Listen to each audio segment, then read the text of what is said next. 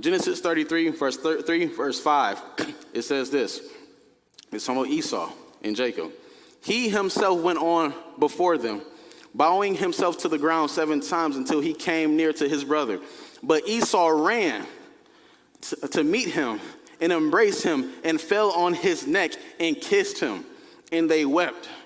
And when Esau lifted up his eyes and saw the woman and children, he said, "Who are these with you?" Jacob said, "The children whom God has graciously given your servant." See, what they won't tell you, you know what the camps won't tell you? They won't tell you that Esau and Jacob got cool. They'll say Esau, he always been the same. God hates Esau. They'll take you to Obadiah and all that type of stuff. But the Bible tells us no. Jacob and Esau became cool. Israel and Esau became cool. That reconciliation was there. So here we go. That shit was horrible. That was terrible. You got to come harder than that. I want to start by giving all the praises, glory, and honor to YAHAWAH, BaHa, YAHAWASHI, BaHa, QADASH. Double honor to the elder apostles and bishops of the great millstone who were well. Peace, blessings, and salutations to all the fellow laborers of the hopeful elect tabernacle of David, scattered through all the 4 corners of the earth. And I just had to do a reply lesson to Elder Menathe Zagba's video. Genesis 33, verse 3 through 5 does not acquit Esau from judgment. And boy, oh boy, man, it's just something with black Christians, man. They got their heads so far stuck up Esau's ass. It's really ridiculous, man. It's really damn near a mental illness. That of all people, of all nations, this devil is always the first one they have to defend. They make the gospel really all about defending E. And that's just straight terrible, man. And this is sheer desperation.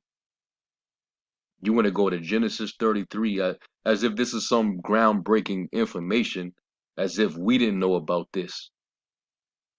Let's just keep it quiet. Let's keep it hush. People don't know about Jacob and Esau coming together. They had an encounter and it went peaceful. Nobody know about that, so we not gonna talk about that. Come on, man, stop. All right, there's a failed attempt to try to acquit the damn devil from his fate, his judgment. The prophecy already say what it say, and like the statement that he made when he said, they'll take you to Obadiah and stuff like that. But the Bible says, as if the book of Obadiah is not in the Bible. What the hell is wrong with Jake, man? Our people, they're not right in the head. All right, especially black Christians, man. They're nuttier than Skippy, man. All right, and unless the Most High, convert them and they be healed from that mental illness and come into the knowledge of the truth, they're gonna be preserved unto the missiles, man.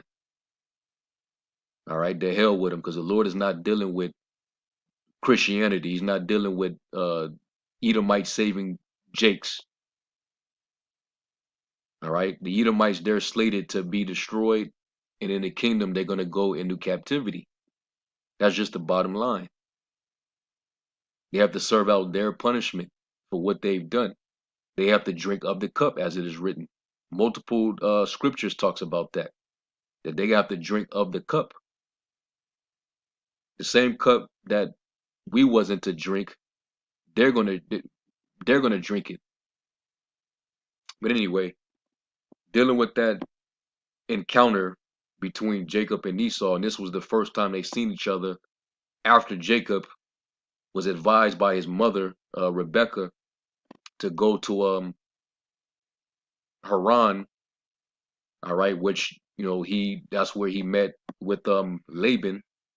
All right, which was her brother and his daughters And that's how, he ended up with, he ended up marrying two wives, Laban's two daughters, Leah and Rachel.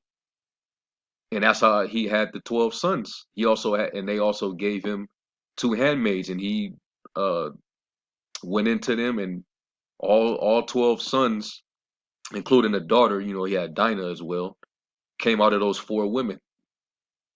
And he worked for Laban, and he generated wealth working all those years for Laban, to the point where he was able to have a bunch of substance. He had cattle, he had, sons, he had a daughter, he had one big family. And then, after time went on, the spirit had it to where he was basically going to leave and go back to his immediate family, to go see his mother, his father. So when you read that, you got to understand the timing and what, transpired. Because we know the last time he had seen his brother Esau, Esau hated that he got supplanted.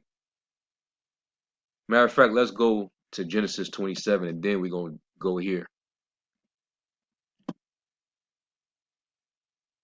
This dude's on a very low level. These Christians, they're on a super low level, man. This is why you can't really take them serious. And that whole little whatever this was supposed to be, all right, trying to attempt to demonize the One West Israelite groups. This was a fail. This was horrible, man. And in that whole room, the spirit was dead. There was no energy there. It was dead energy. It was all docile. And he has to be a vocab pupil. He has to be a vocab student, even using some of vocab's vernacular. You ain't fooling nobody, homeboy. This is weak as hell, man. Y'all gotta come harder, and you gotta know these scriptures, man. Soon as you try to go in, and soon as you fumble the ball, we own you, man. Soon as we discover a hole somewhere, we jumping on it. And this right here, this was an obvious one. You trying to go into Genesis 33 to try to absolve Esau from his judgment. This was poorly done. All right. I thought you would have did what the typical Christians do and go to Deuteronomy 23:7. Thou shalt not abhor an Edomite, which we done already dealt with that. Anyway, getting back to it. This is Genesis 27. And I'm going to jump down to, I'm going to go after he supplanted him and got the blessing from Isaac.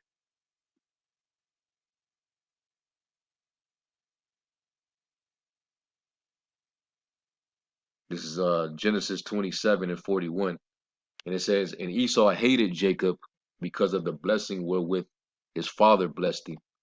And Esau said in his heart, the days of mourning for my father at hand, then will I slay my brother Jacob. Here come that Cain, that same Cain spirit. Okay? He was in the spirit of Cain because he is Cain. And that nature, all right, was a part of him. All right. And these words of Esau, her elder son, were told to Rebekah. All right. So she heard these things. She heard the anger in Esau's voice. Oh, this nigga, he might try to kill my other son. So I'm gonna have to get with him. And she sent and called Jacob, her younger son, and said unto him, behold, thy brother Esau, hey, listen, just got word from your brother. He want to kill you. Just think about that, Your mama looking out for you, man. We had that motherly bond, with our mothers. They'll tell us, certain things, right? Well, that was the relationship between Jacob and Rebekah. She heard what Esau said. All right, and out of the love that she had for Yaquab, she told him, "Behold, thy brother Esau, as touching thee, doeth comfort himself, purposing to kill thee. Now therefore, my son, obey my voice, and arise, flee thou to Laban, my brother, to Haran, and tarry with him a few days, until thy brother's fear return away."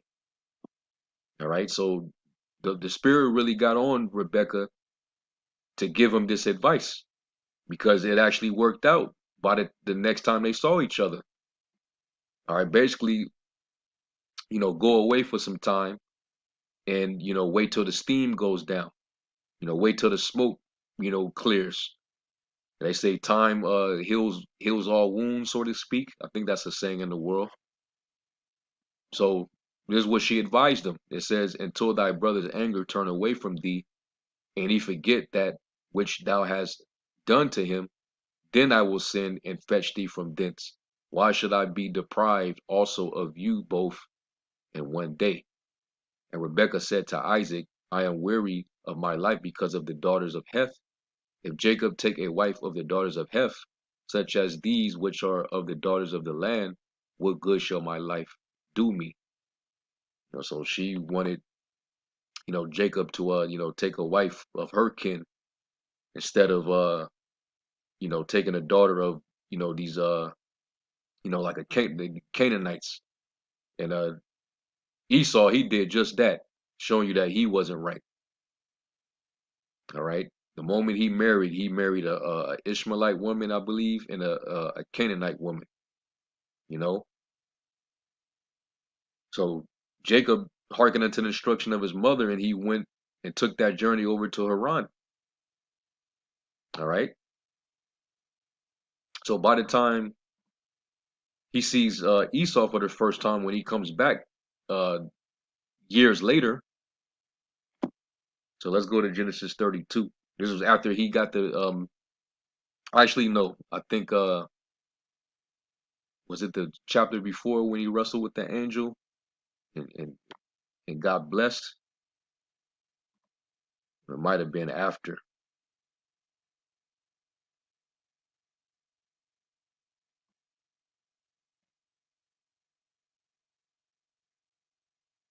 Okay, yeah, this is when he leaves with his his family and with his cattle, his riches. And I remember, Laban tried to comfort Jacob on some bull, and they took the idols that he had. They were still, even though they were Syrians, and we were to get along with them, we had a relationship with them, but they were idol worshippers too, you know. But anyway, let's go to Genesis 32. Now you get the context of it. So this is the first time he runs into his brother after all that went down. So now Jacob is like, man, I don't even know what to think, man. Esau might still be feeling some kind of way, even though it's been years later, right? Genesis 32 and 1, it says, "And Jacob went on his way, and the angels of the Most High met him. And when Jacob saw them, he said, This is the Most High's host. And he called the name of that place Mahanaim. And Jacob sent messengers before him to Esau, his brother, unto the land of Seir, the country of Edom." So, to make sure the coast is clear and make sure things is all right, let me send some messengers to him first before I just, go straight way and meet up with him, confront him. All right, and the angels was with Jacob. All right, they weren't gonna let Esau do nothing. It says, and he commanded them, saying, "Thus shall you speak unto my lord Esau. Thy servant Jacob said thus, I have sojourned with Laban and stayed there until now. And I have oxen and asses, and flocks and men servants and women servants, and I have sent to tell my lord that I may find grace in thy sight." And the messengers returned to Jacob, saying, "We came to thy brother Esau, and also he cometh to meet thee, and 400 men with him." So here go Esau with his army. Because Esau, he's a man of the sword, man. It said that he would live by the sword. That was the blessing that Isaac gave him. All right.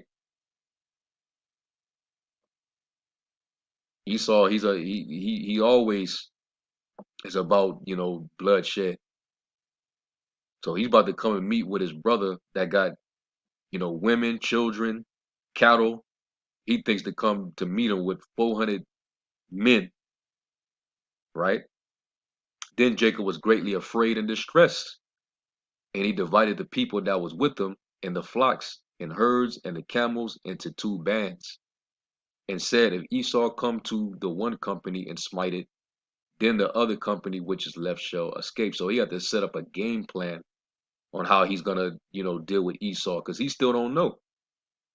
Esau still feeling, you know, from over a decade ago when his mother heard him say that I'm gonna kill my brother. So he's about to come out and meet with me. I don't know how it's gonna go. So this is the game plan. This is how we're gonna set it up. Well, at least some of us should be able to escape if he decides to take it there, right? And Jacob said, O God of my father Abraham and God of my father Isaac, the Lord Yahawah, which saidest unto me, return unto thy country and to thy kindred, and I will deal well with thee, right? I am not worthy of the least of all these mercies and of all the truth which thou hast shewed unto thy servant, for with my staff I passed over this Jordan, and now I am become two bands. Deliver me, I pray thee, from the hand of my brother, from the hand of Esau, for I fear him, lest he will come and smite me and the mother with the children. And this very verse right here, it reminds me of the psalm that David prayed when he says, disappoint him, right? Deliver my soul from the wicked, which is thy sword. Because you see here, Esau, he's getting ready to meet with 400 men, like he's about to go to war. So they had the swords on deck. Deliver my soul from the wicked, which is thy sword. So that's in a roundabout way. Jacob was making that same prayer. Keep me in your hands, deliver me. I beg you. All right. Don't give me into this nigga's hands. This leprous nigga. Right. And thou saidest, I will surely do thee good and make thy seed as the sand of the sea, which cannot be numbered for multitude. And this was the promise that he made going back to his forefather Abraham. All right. Which went to Isaac and down to Jacob. Okay. The Lord, he's not a God that he should lie. That was a promise. And also in the book of Proverbs, it say, when a man's ways please the Lord, he would make even his enemies be at peace with him. And that's what happened in this situation. But it does not negate that the Most High hates this man and his descendants, that nation, and what he's going to actually do to them. Because even after this account, so much didn't happen. This guy can't be serious. You cannot use this one chapter. All right, what happened in this chapter and the 33rd chapter? You can't use that to say that everything is all good with these devils. Ain't nothing good with them. You just fail to really teach your audience the true context of why they reconciled in that moment. It was for the sake of preserving his life and his family. He had his family with him. Anyway, continuing on, it says, verse 13, it says, and he lodged there that same night and took of that which came to his hand a present for Esau his brother. So now he got to come with a gift, right? Let me come with a pacifier. Let me get something for him. Maybe that'll appease his anger if he still is angry, right? 200 she goats and 20 he goats, 200 ewes and 20 rams, 30 milk camels with their colts, 40 kine and 10 bulls, 20 she asses and 10 fowls. And he delivered them into the hands of his servants, and every drove by themselves, and said unto his servants, Pass over before me, and put a space betwixt drove and drove.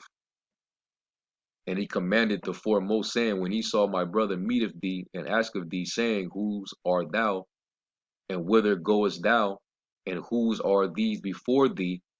Then thou shalt say, They be thy servant Jacob's. It is a present sent unto my lord Esau, and behold, also he is behind us. Right? And so commanded he the second and the third, and all that follow the drove, saying, On this manner shall you speak unto Esau when you find him, and say you moreover, Behold, thy servant Jacob is behind us. For he said, I will appease him with the present that goeth before me, and afterward I will see his face, peradventure he will accept of me. And this was straight up wisdom that he was using. And let's go to Proverbs, which is, full of wisdom, where you'll see that sometimes even giving, presents and gifts, sometimes that can actually dilute anger. Let's get Proverbs 21.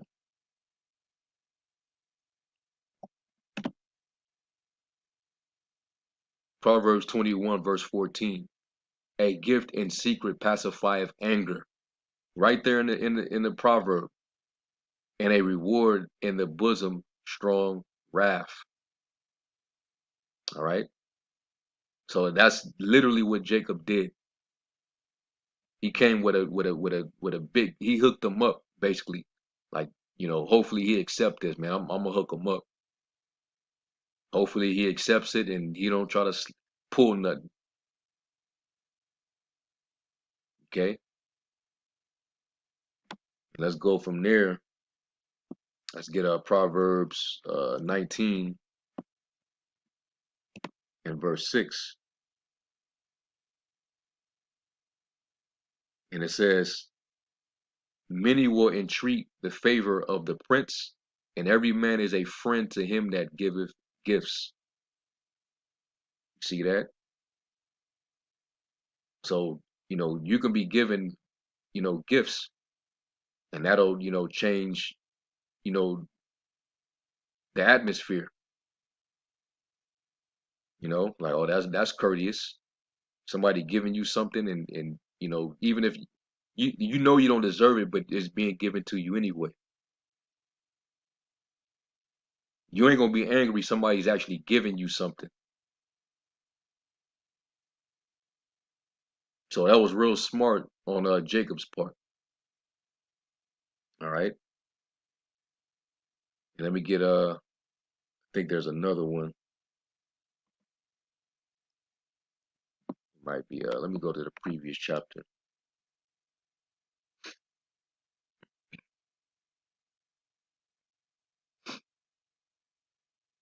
Proverbs 18 and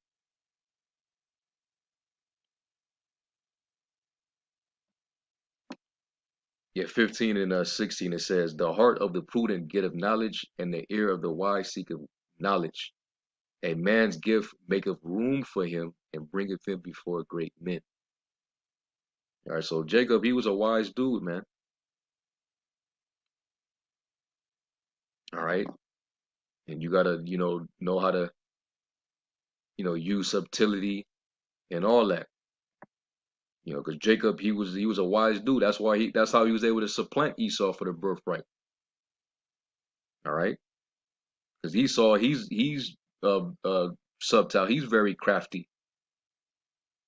So he learned how to outcraft the crafty. So this is what transpired. All right, this is what had to go down. All right. So Yeah, after this, he wrestles with the angel, gets blessed. Then you go to the next chapter over. He finally encounters Esau, right? Genesis 33 and 1. And Jacob lifted up his eyes and looked, and behold, Esau came, and with them 400 men. And he divided the children unto Leah and unto Rachel and unto the two handmaids. And he put the handmaids and their children foremost, and Leah and her children after, and Rachel and Joseph hindermost. And he passed over before them and bowed himself to the ground 7 times, until he came near to his brother. And Esau ran to meet him and embraced him, and fell on his neck and kissed him, and they wept. So this right here is supposed to negate, Esau's impending judgment. So that cancels out what Obadiah prophesied. This little encounter right here, that cancels out what Jeremiah prophesied, Isaiah prophesied concerning Edom, Amos, Joel, what all the prophets prophesied about concerning this devil. And then even Apostle Paul in the New Testament, he quoted Malachi. He reiterated the Most High's hatred for Esau based on what it was said in Prophet Malachi.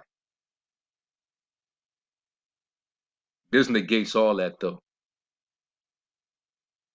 And yet, to show the hypocrisy of these Christians, y'all don't even really deal with the Old Testament. But somehow, some way, it's convenient now to go into the Old Testament, only to save your damn oppressor. What a freaking shame, man. Y'all niggas are nutty, man. And I'm gonna call y'all that.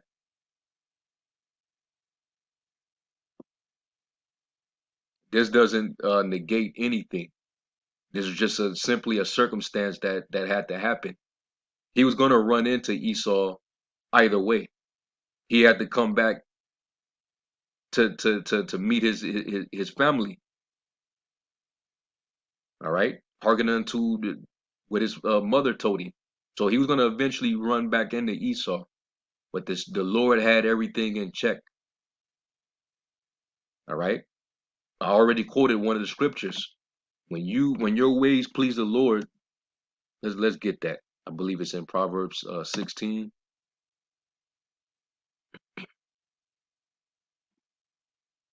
Proverbs 16 and 7. When a man's ways please the Lord, he maketh even his enemies to be at peace with them. Remember, the Lord, he controls all things. All right, even our minds.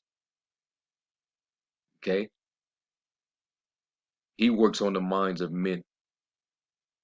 So in that moment, the Lord, he put a different spirit on Esau, and they was actually happy when they seen each other. They ain't seen each other in years. That was his actual brother, even though they were arch nemesis, and descendants were going to be rivals. But just this encounter, this circumstance, they ran into each other, and it was peace. All right, that's all that took place here, man. But not that all of a sudden, we're to love we're to love Esau and think that these are good, somehow good people. Come on, man.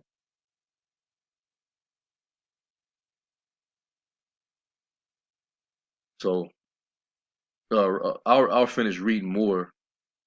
All right, just to finish up on the context of it. It says in verse 5, it says, and he lifted up his eyes and saw the women and the children, and said, who are those with thee? And he said, the children which the Most High God have graciously given thy servant. Then the handmaidens came near, they and their children, and they bowed themselves. And Leah also with her children came near and bowed themselves. And after came Joseph near, and Rachel, and they bowed themselves, which that was an ancient custom among us. All right, we would you know, just to show etiquette and respect, you know, they acknowledge that that is his brother. You know, Jacob is our Lord, and that's the brother of our Lord. So yeah, we're gonna come and we're gonna bow ourselves. All right, it's just called, you know, showing respect. All right, and he said, "What meanest thou by all this drove which I met?" And he said, "These are to find grace in the sight of my Lord." These are to find grace in the sight of my Lord. So right here, you know, he's using kind words. What does the scripture say about using, you know, kind words? Proverbs 15:1, a soft answer turneth away wrath, but grievous words stir up anger. All right, and that was what he did. He brought the gifts because it pacifies the anger, and then he gave him a soft answer when he asked him, you know, what is all this? All right.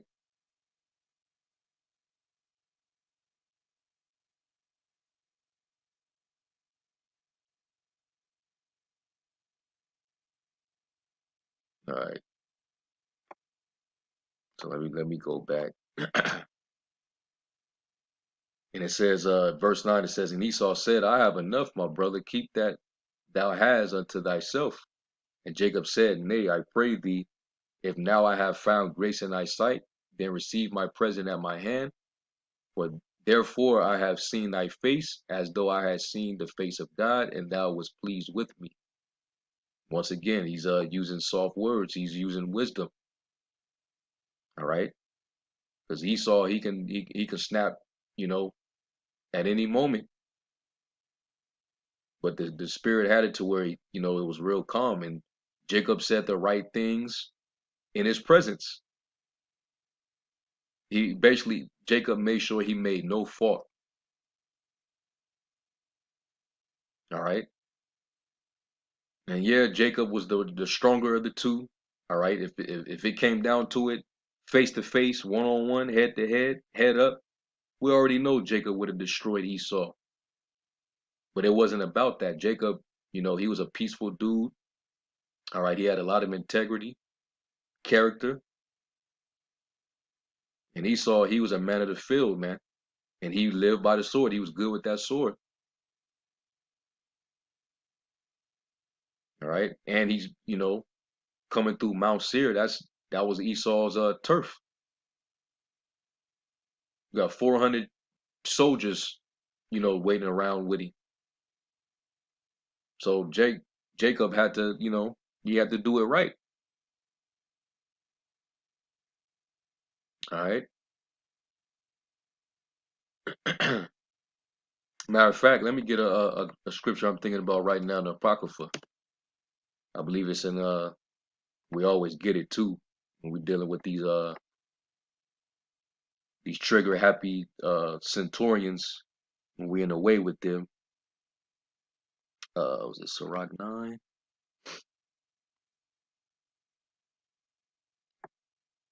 Sirach 9:13, it says, keep thee far from the man that have the power to kill.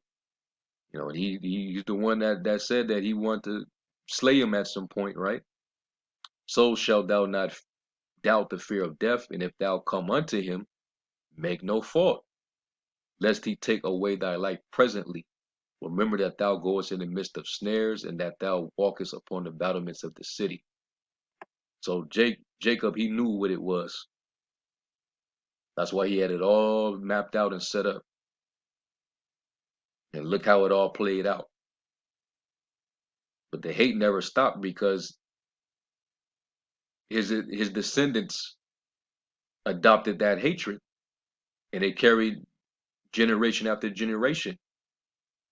And that goes back to when the Lord told the serpent in the garden that he will put enmity, all right, hostility, hatred between thy seed and the woman. Okay. So I'm gonna finish this out and we'll close out. It says, take, I pray thee, my blessing that is brought to thee, because the Most High Power have dealt graciously with me, and because I have enough. And he urged him, and he took it. And he said, let us take our journey, and let us go, and I will go before thee. And he said unto him, my Lord knoweth that the children are tender, and the flocks and herds with young are with me. And if men should overdrive them one day, all the flock will die. Let my Lord, I pray thee, pass over before his servant, and I will lead on softly, according as the cattle that go before me, and the children be able to endure until I come unto my Lord, unto Seir. And Esau said, let me now leave with thee some of the folk that are with me. And he said, what needeth it? Let me find grace in the sight of my Lord. So Esau returned that day on his way unto Seir.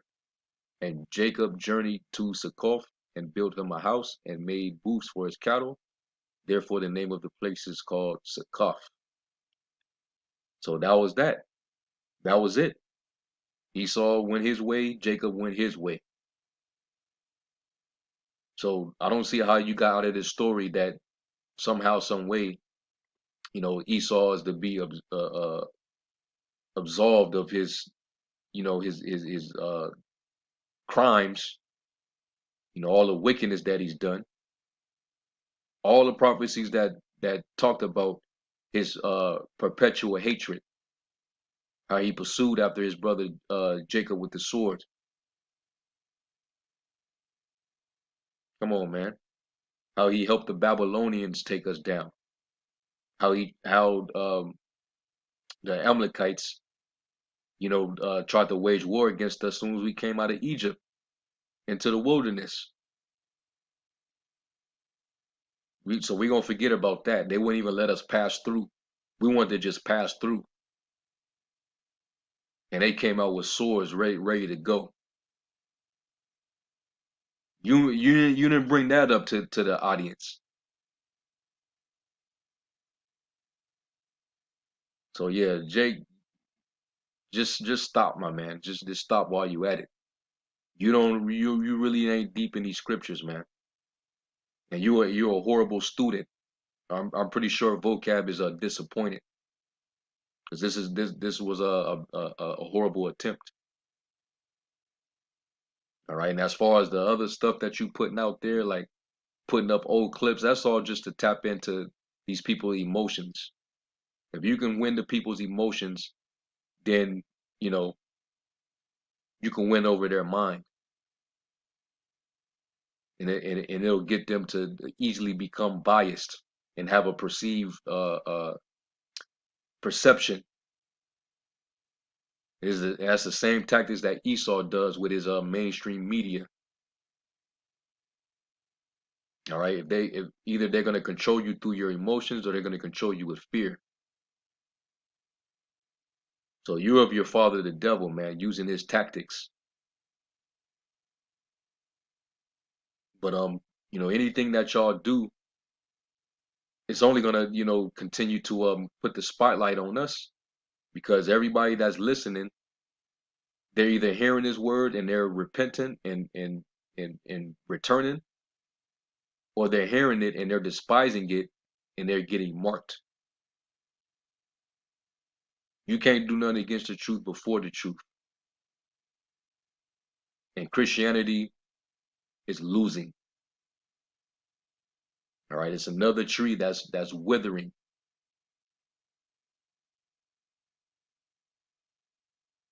Anyway, I'm gonna end off with that, and this is just a response to this. All right, and Lord willing, this was edifying. I'm gonna give all praise, glory, and honor to YAHAWASHI. And to the next lesson, Shalom.